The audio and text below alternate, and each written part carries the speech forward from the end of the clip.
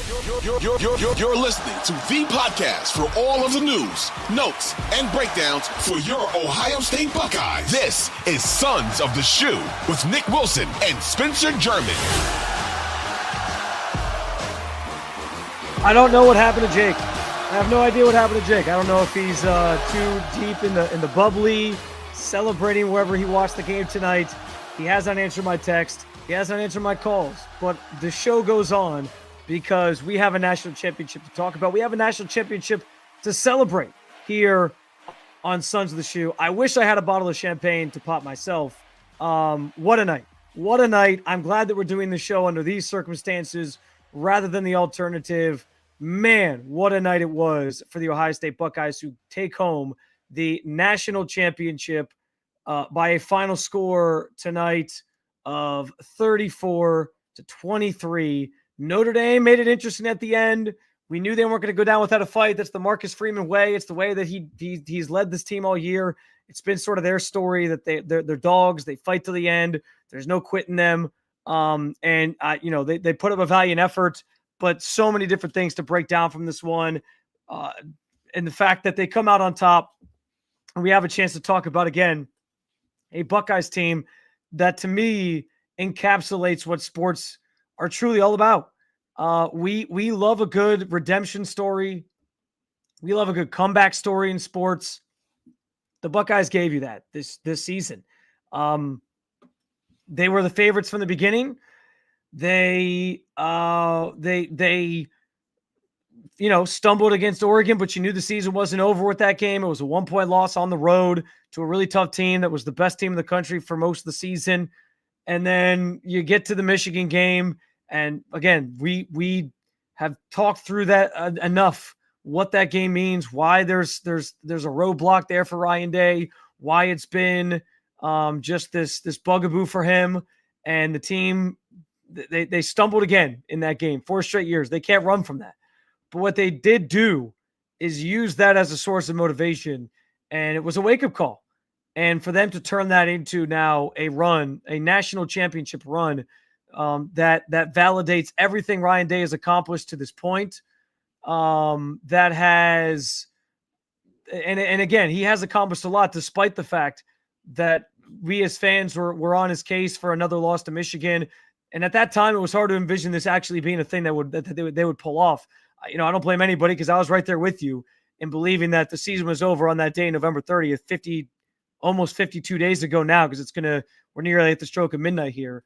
But man, like this is truly what makes sports great, because you get a second chance, you get a chance to sort of redeem yourself. You go out and you do it. And this class of seniors that came back, it validates everything they came back for. They accomplished their overarching goal. They go out national champions, and that is forever. I mean, there's so many cool angles to attack this thing.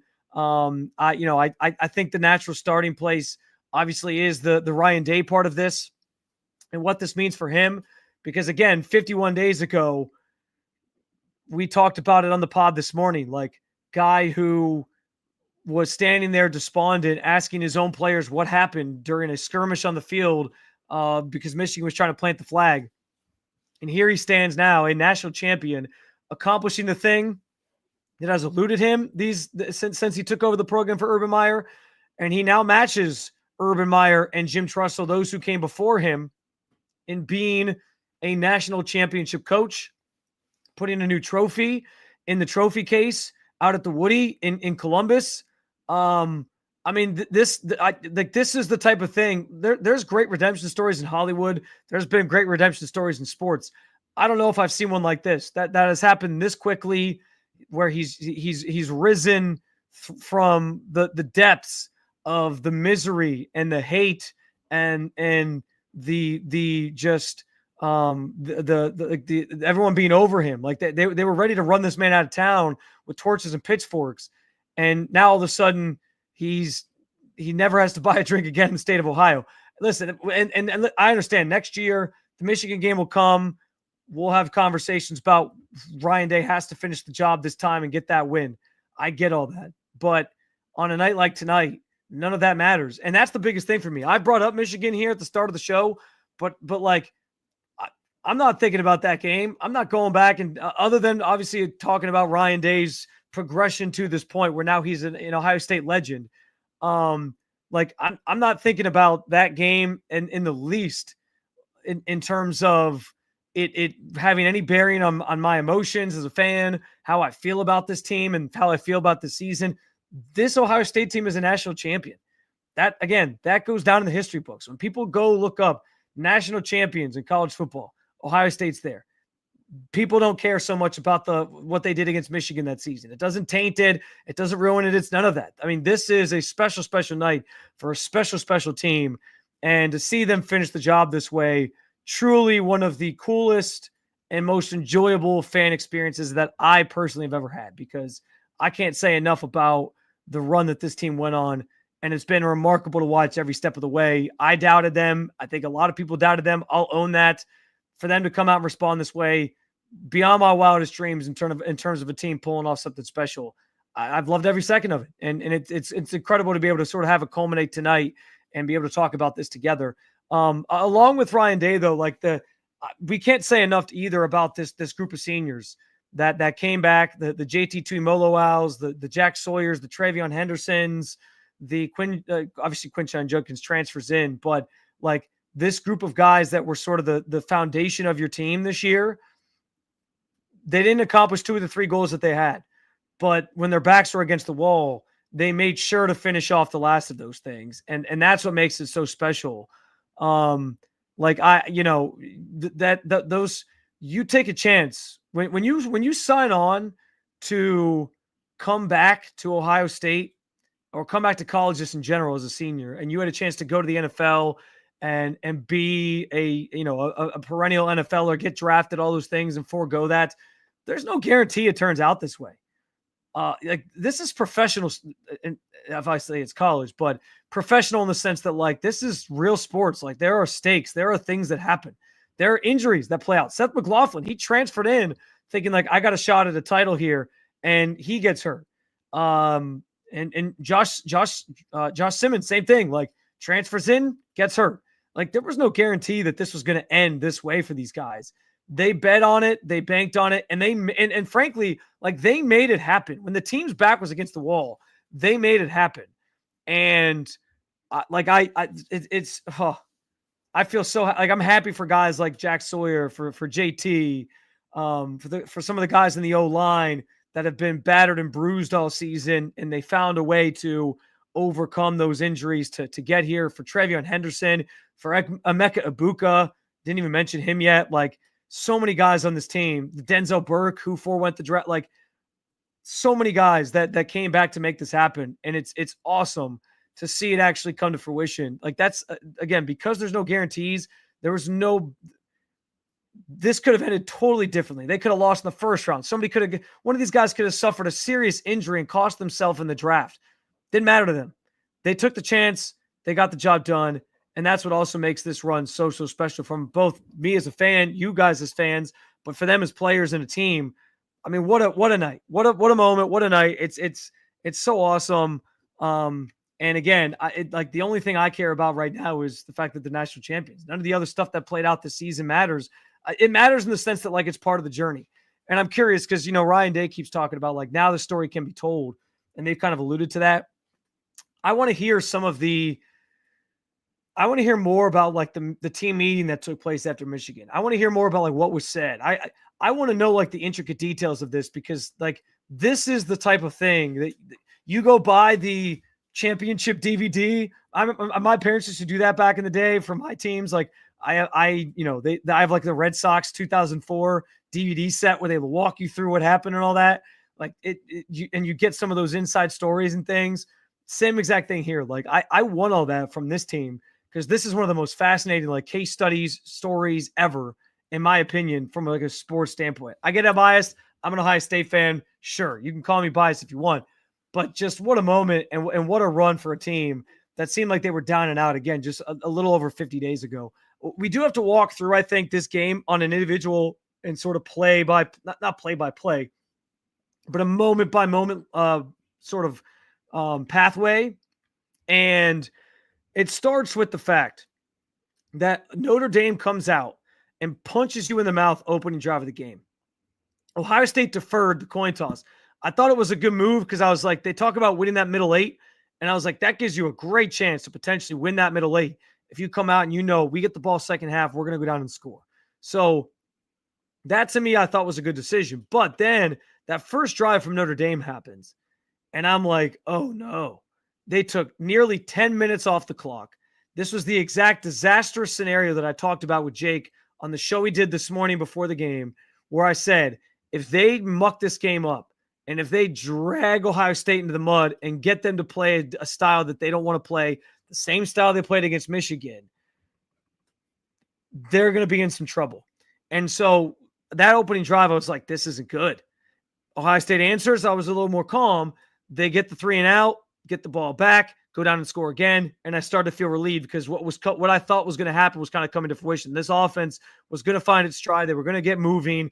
I talked about on the pre-game pod as well, how important the first offensive possession of the game was for Ohio State. They scored a touchdown on every single first offensive possession that they had in this playoff. Tennessee, they did it. Oregon, they did it. Texas, they did it. Tonight against Notre Dame, they did it. So that speaks to like how important that was from a momentum building standpoint to get Ohio State going, get themselves on the board, and just kind of build from there. There was once they got on the board, it felt like there was no pressure. There was no concerns from them. They were just in rhythm, able to sort of fire on all cylinders. And from there, they took control from that point on. Scored on the second drive they had, scored on the third drive they had, went into the half 21-7. And I was texting some people, like even Jake, I was texting with this.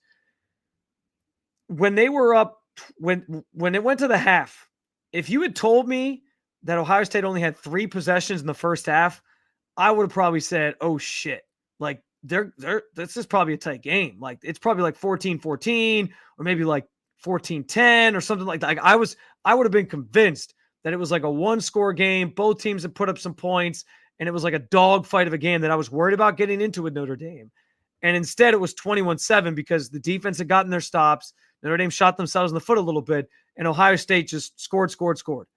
And it was the first time since the last time Notre Dame was in a championship game against Alabama in 2012 that a team scored a touchdown on each of the first 3 drives. So speaks again to just how elite this Ohio State team was.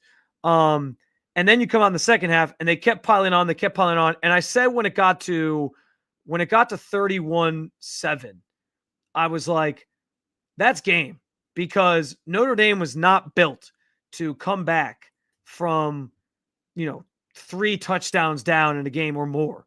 That just wasn't who they were. Their offense was not that. They were not like the electric high-flying offense like Ohio State was, that could do stuff like that could put up points in a hurry. That's Ohio State. I mean, we saw the screen pass against Texas. That's the type of thing that, like, you run that play, you get out there, you score quickly. That was never Notre Dame. It wasn't Notre Dame during this playoff run. And so I was, I felt comfortable at that point. Then things get a little dicey because you have the Emeka Buka turnover. They go down and they score, or I guess they scored ahead of that. Go down, miss the field goal, they doinked it. And that was kind of like a sigh of relief. But then Ohio State punts for the first time, and it's like, they're going to make this thing interesting. They score again, and then you're like, this comes down to the 2-point conversion. We got a 1-score game. They get that, and then I'm like sweating. Like I'm sitting there on the couch sweating because I'm like, man, if they blow this lead, Ryan Day will never hear the end of it. Not only did you lose the national championship, and it felt like we were going to have that moment again. Where Ryan Day in a crucial spot in the game just blows it, cowers, tenses up. They go 2 run plays in a row, 2 of the quarterback run plays in a row, and get stuffed. And I'm like, here we go again. They're doing it. They're doing it again. They're trying to, be conservative. They're trying to run the clock, and they're going to lose this game. They're going to piss it away because of this. And then you get the call, a call for the ages by Chip Kelly to run a deep ball to Jeremiah Smith. We waited all game for them to take a deep shot. And for it to come in that moment, 3rd and 11, with a little over 2 minutes to go in the game, and you need a conversion to basically seal the deal against Notre Dame and take home the national championship. Ballsy call from Chip Kelly. I mean, slamming your nuts on the table type call from Chip Kelly. And that's really how he's called these games throughout the playoff. He has been brilliant. And then also a brilliant throw from Will Howard, who, like, I tweeted before that game something along the lines of, like, Will Howard legacy drive incoming. His legacy was going to rest on that drive. Looked like it was going to be dead in the water. And then he makes that throw. Pressure bearing down on him. Notre Dame brings 7 guys in a blitz. He throws it perfectly placed. Little bit behind Jeremiah Smith's slow down for a smidge. But when you got him out there in the open space, you trust him to come down with the ball. He does. He makes the play. That connection's been solid all year. It's fitting that connection's also what seals the deal for Ohio State to win a championship, because we've been all inspired by Jeremiah Smith this year, and him and Will Howard have just been like a symphony making beautiful music this year, and they seal the deal. I mean, that moment was cool for a number of reasons, but I could not get over the call from Chip Kelly there to run that play in that moment with the game on the line. We see that so many times in the NFL, and we all sit there like, surrender, Cobra, pulling our hair out, whether it's our team or not, watching a team like take a deep shot down the field on 3rd and short or 3rd and whatever, when you just need to convert and get a first down. And it's like, why would you do this? And they ran it to the money. Beautiful place ball, to have it be Jeremiah Smith who seals the deal for you, this phenom of a freshman. Everything about that moment was cool and special. And it was also, it encapsulated, again, from Chip Kelly's standpoint, a guy who was brought into the program to take some pressure and stress off of Ryan Day's plate, be the play caller, be the primary play caller. And he delivered in a number of instances, but like the first touchdown of the game, the ball to Jeremiah Smith. First of all, if you go back, you can find a similar play that Alabama ran basically the exact same play with Devontae Smith in their win over Ohio State in the championship game in 2020, where he looked like he was running a reverse play, and then basically just bubbles back out, catches the pass. There's nobody there to even stop him, runs into the end zone wide open. Same exact play call, but Chip Kelly running that in his bag.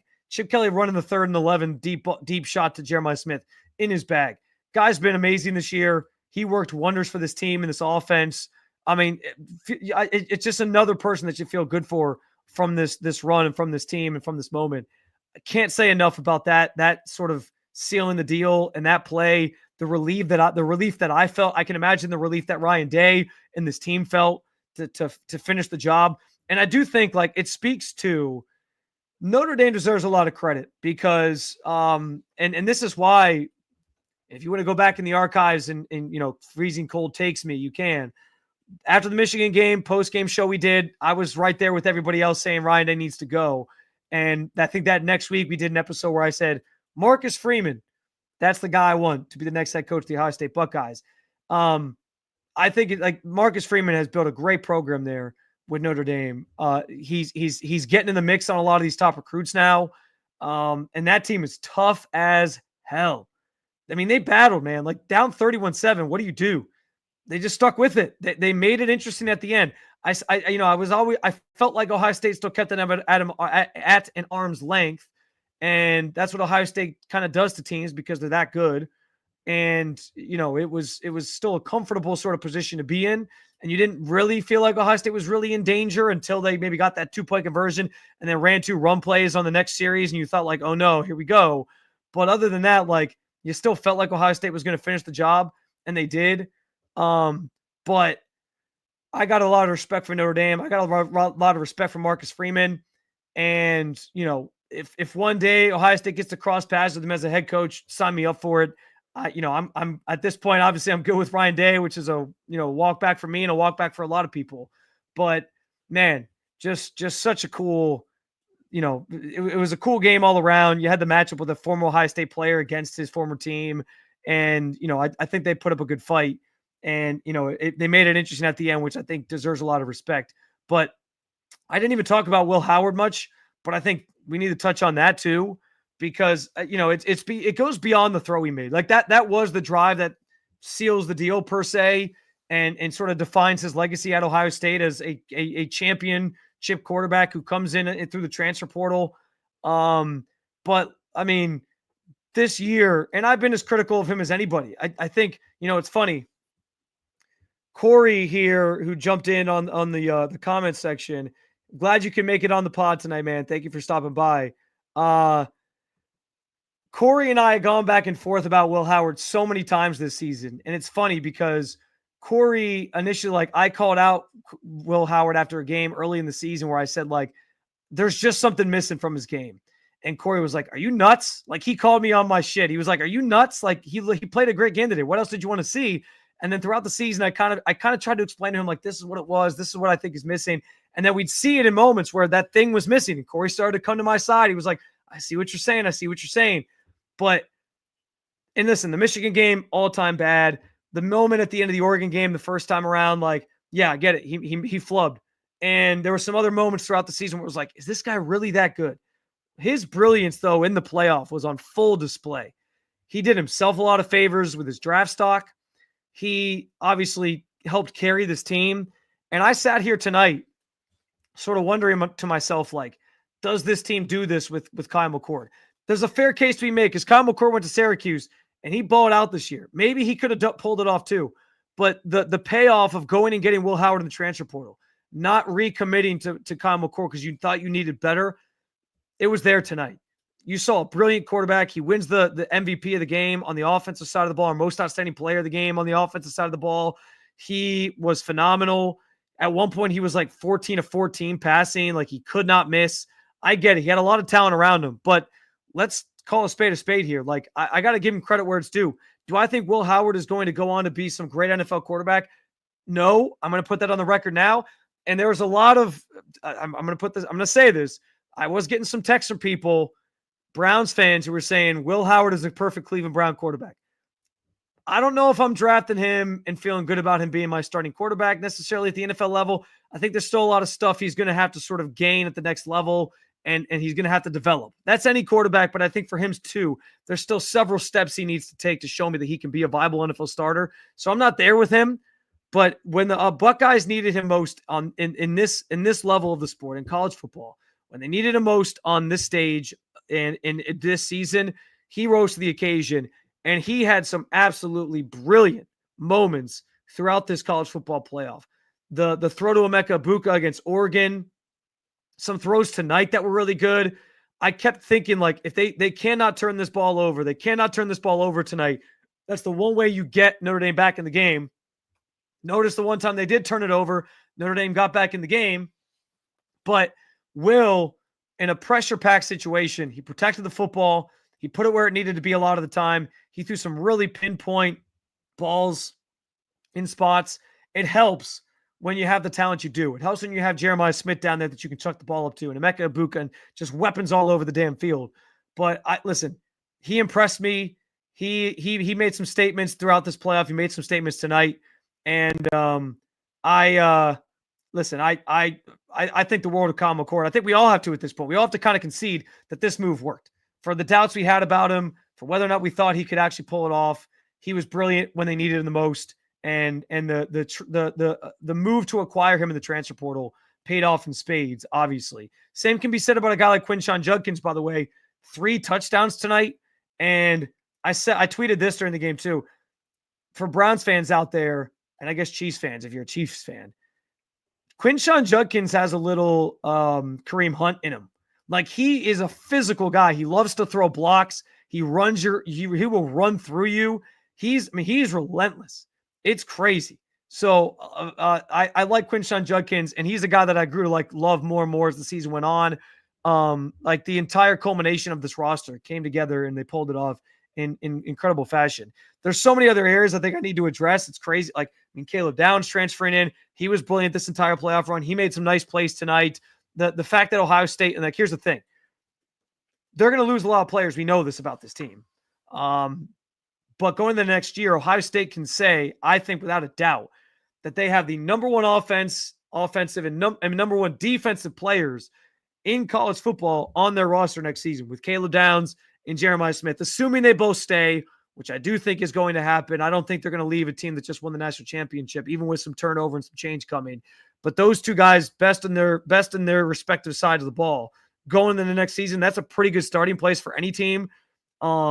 So like the impact of Caleb Downs coming in can't be understated either. There's Jack Sawyer, there's JT Tuimoloau. We'll get into more of this stuff on specifics with this throughout the week because we'll do a couple other episodes, I'm sure, especially with Jake alongside. But I cannot possibly talk about this offensive line enough because I laid out the injuries they had earlier in the season, obviously. And when you have injuries like that, like I said, I thought the Seth McLaughlin injury was it. I thought the Seth McLaughlin injury was going to be the thing that was going to do this team in because it was just too many things to overcome on the offensive line. But shout out to the players up front who stepped in and stepped up in massive ways to help this team get over the top.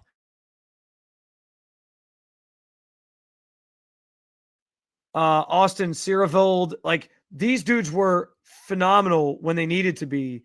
And I did not expect that from this team. And I think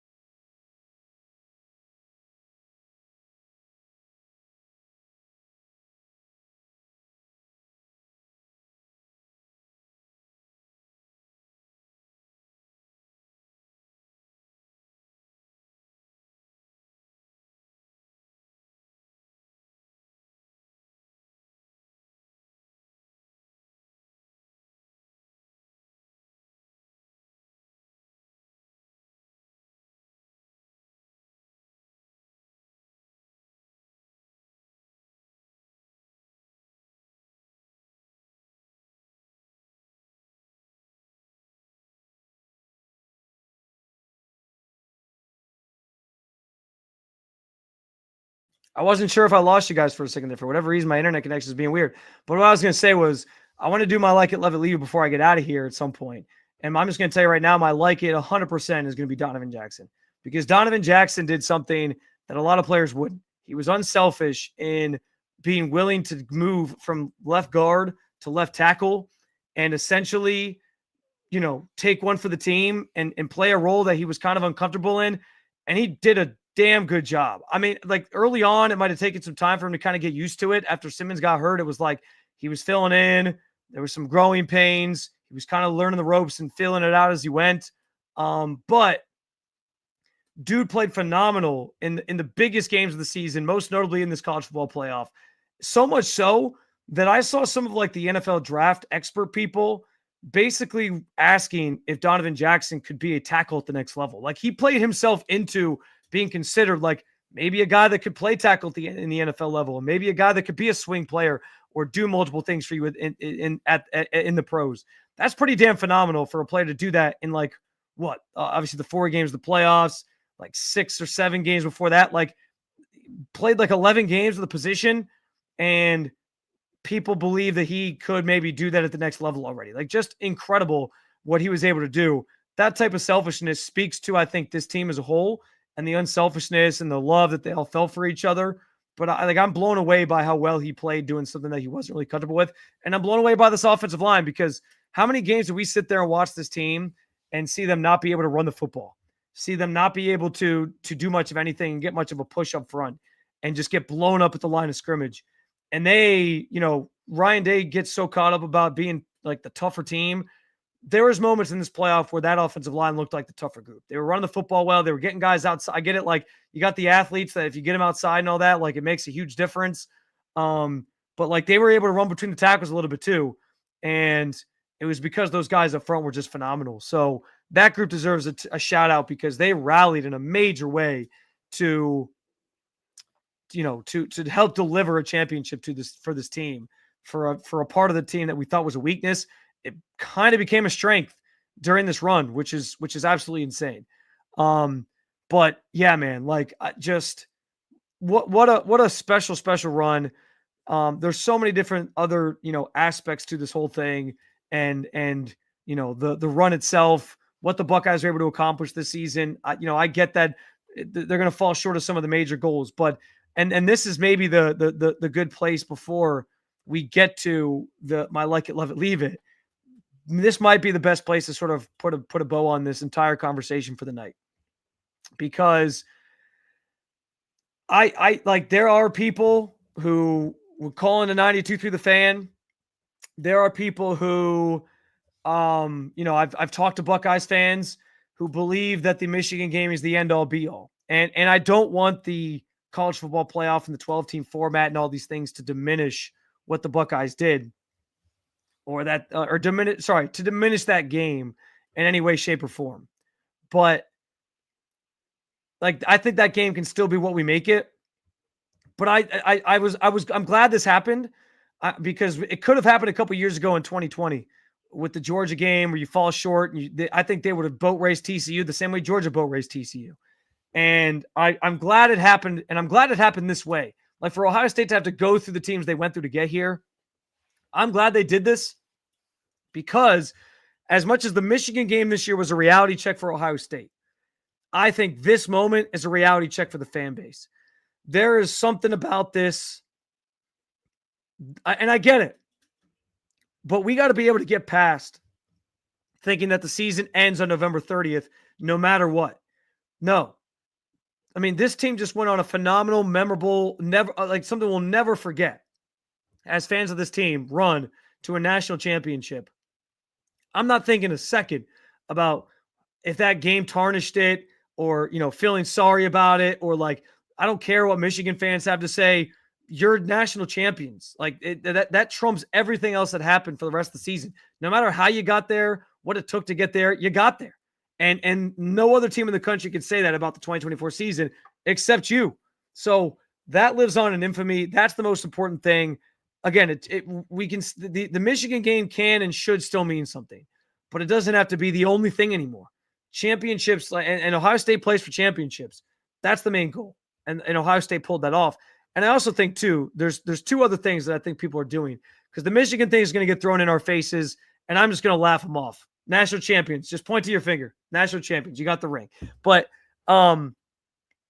there's two other things that I think I want to get to on this, because anybody who is trying to diminish the run because, well, it was the expanded field and Ohio State wouldn't have even been in if it was the 14 playoff era and whatever. Okay. Just like I called anyone still bringing up the Michigan game a jealous has-been, also a jealous has-been. This is the format that we now live in. This is the world we now live in. It is a 12-team playoff. 12 teams get a shot. Maybe one day your team will get a shot, or maybe one day your team will win because they're constantly in the playoff and they'll get over the top. And you will have the same exact feeling that we all do tonight. Nobody is going to diminish a championship because the format changed. There's no asterisks for that. This was a voted on change to the format. It's the way it is. It's set in stone. Deal with it. Cry about it. I don't care what you got to do to cope, but you got to learn to cope. Okay. This team made and that's the other thing. Okay. 12-team field. It was expanded. They got in because it was the 12-team field and it was expanded. Fine. Do you realize the teams that Ohio State had to go through to get here? They had the toughest path of anybody, not only in this playoff, they had the toughest path of anybody in the history of college football to try to win a national championship. Yes, by design, because you had to play 4 games instead of just 1 or 2, but also because the teams you went through were the best of the best this year in college football. I think this sort of proves that Ohio State probably was the best team all season long, like everybody projected. They just weren't playing up to their expectations or what they should have been throughout much of the season. But then you look around and like the other good teams that were the prominent teams winning their conferences, in the running for the number one, the being number one overall, in the mix for the playoff all season long, were the teams that they had to go through. Tennessee as the third team in the SEC. And we know how everybody feels about the SEC. They think the SEC is the best conference and the toughest conference. Well, you steamrolled them. Then you went and played Oregon, who was consensusly, based off of the results, the number one team in the country this year. Also lost to them earlier in the season. You steamrolled through them.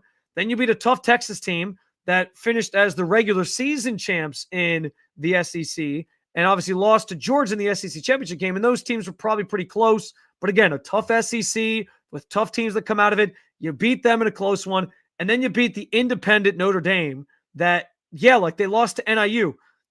Similar to how Michigan didn't define Ohio State, that NIU loss doesn't define Notre Dame. That team was better than that game showed. They proved that, I think, the rest of the season when they were just blowing everybody out on their way to the championship. Not maybe blowing everybody out in the playoff. Penn State gave them a run. That was a tough and a hard-fought game. But, they blew everybody out up until the playoff, got in, blew out a couple teams to get to the Penn State game, and then they get to this stage, you had the toughest road of anybody. I don't think it could be much tougher, even with anybody in the other region. I guess Georgia. If Georgia had made it out of that region, maybe people would feel like it was an even tougher road for Ohio State because it's Georgia and they have a reputation about them because they're an SEC team that's won a couple national championships recently. So, of course, that's going to be held in higher esteem than Notre Dame, who hasn't won one since 1980 or whatever the hell it is. So I get it. But this was the toughest path anybody ever had to take. The Michigan loss put them in position to have to go through that road, and they still overcame and improved it. So miss me with this was a cheap championship because they only got in because it was the 12-team field.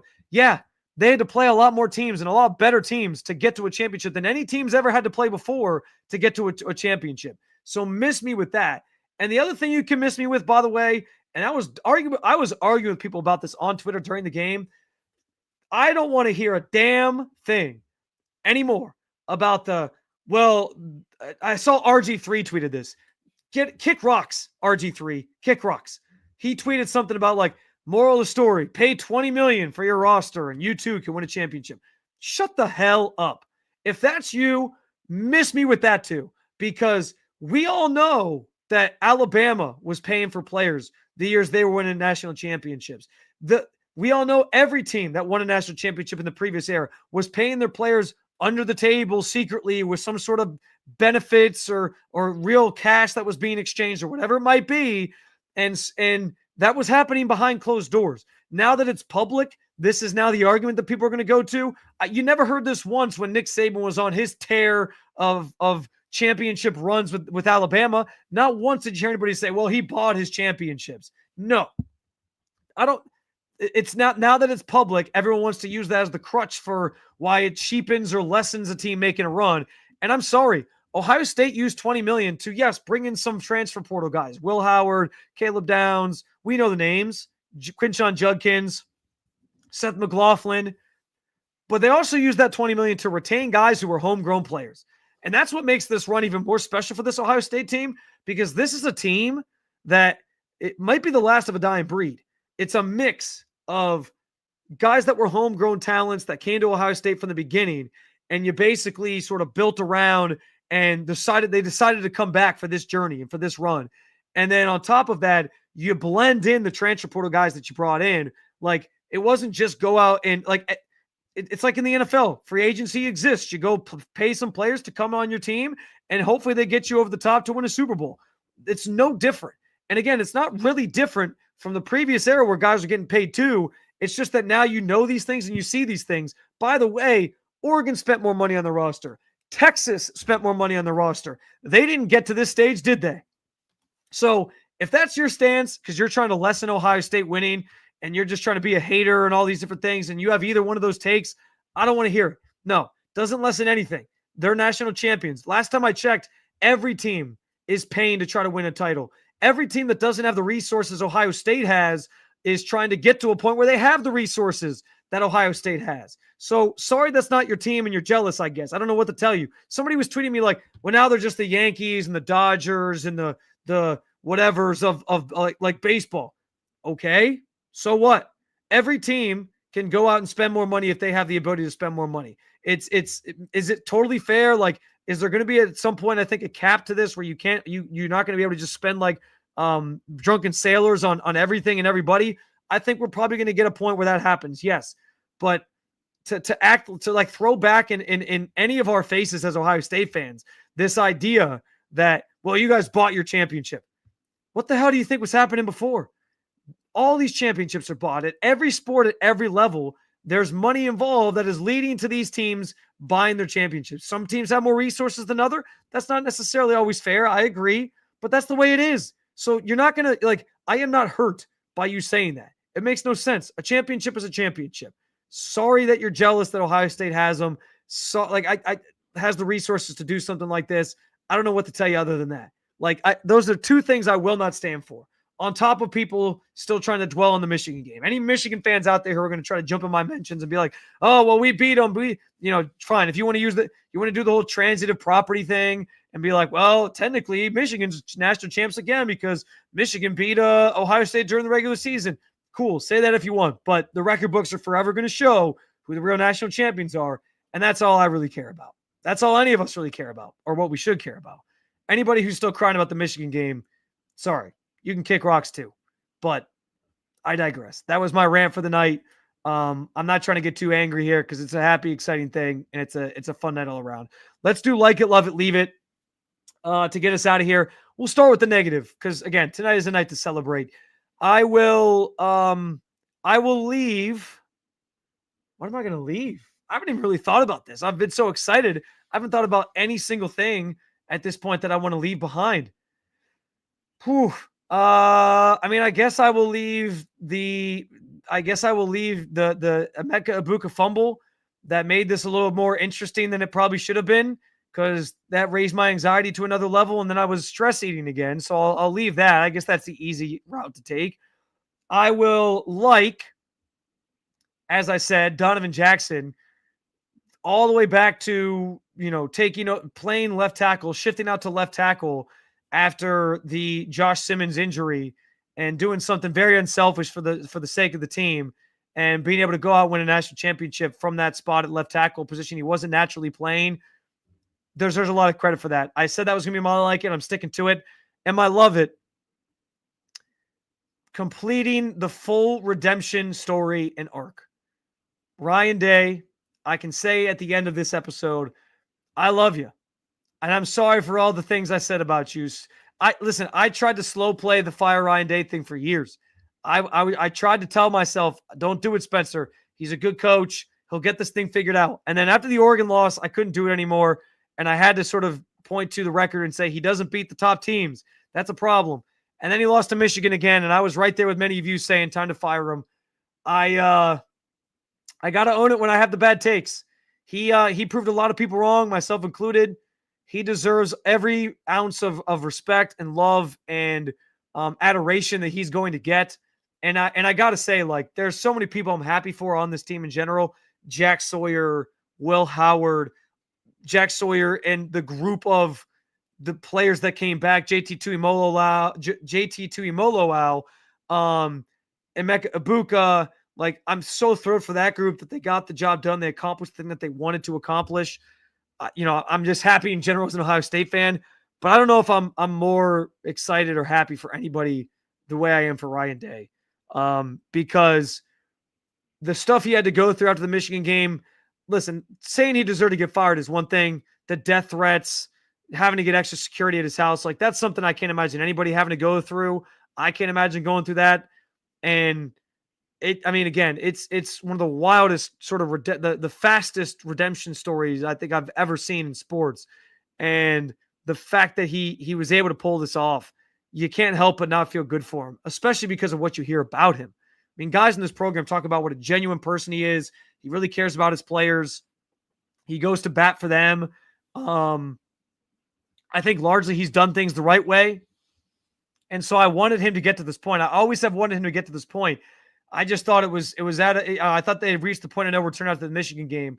But man, is he right when he's talked so much during this run about the life lessons learned from sports, from adversity. And this team epitomizes that. We love taking sports and finding the life lessons in it and applying it to things we do in everyday life. This Ohio State team is a perfect example of that in practice. So congratulations to the Buckeyes. Congratulations to many of you, the Ohio State fans who have been along with us on this wild ride at Sons of the Shoe, who have been along with just Buckeye Nation in general, following along with this journey and this incredible run. It is a story Hollywood may not have even been able to ever script. and I've loved every second of it. I've loved capturing it and walking through it with you guys here on the podcast. And I promise you, we have to get Jake's thoughts on all this. I don't know. I'm going to guess Jake fell asleep, like just straight up. And I'm going to probably wake up to a text tomorrow where he's like, dude, I'm so sorry.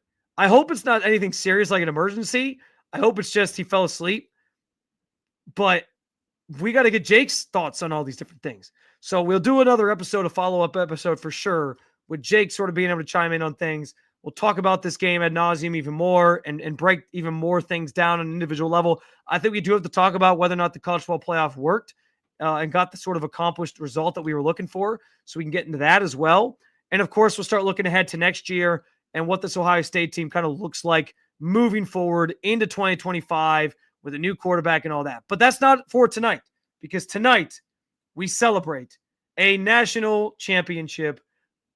I'm going to go see if I have any champagne left in my fridge, and I might just pop it and wake up my whole house again. Probably shouldn't do that because my wife will kill me. But thank you guys for supporting the Sons of the Shoe, liking, follow, subscribing, whatever it might be. Following along with the 92 to the Fan YouTube channel. Appreciate those of you who jumped in the comments, and I'll give you some shout outs here. We got Resident Evil Metal Gear saying we are national champions. Go Bucks. Brian Cato, who I know has followed along a lot of the way, effing unreal. He's very excited. B Skrills, who I know has jumped in well at times throughout the season. Ohio State, a bunch of trophies, fire emojis, footballs, 100. Let's see. We got Eric, who was the first person to comment. All the seniors who could have left after the season stayed to win a college football championship, and they did it. So much excitement in the mentions. And I like this one too. That Michigan game feels like it was ages ago. Yes, I agree. It does feel like it was ages ago. Who cares? We're national champions, baby. And I'm excited to celebrate it with you guys some more. Have a good night. I'll let you get some sleep finally.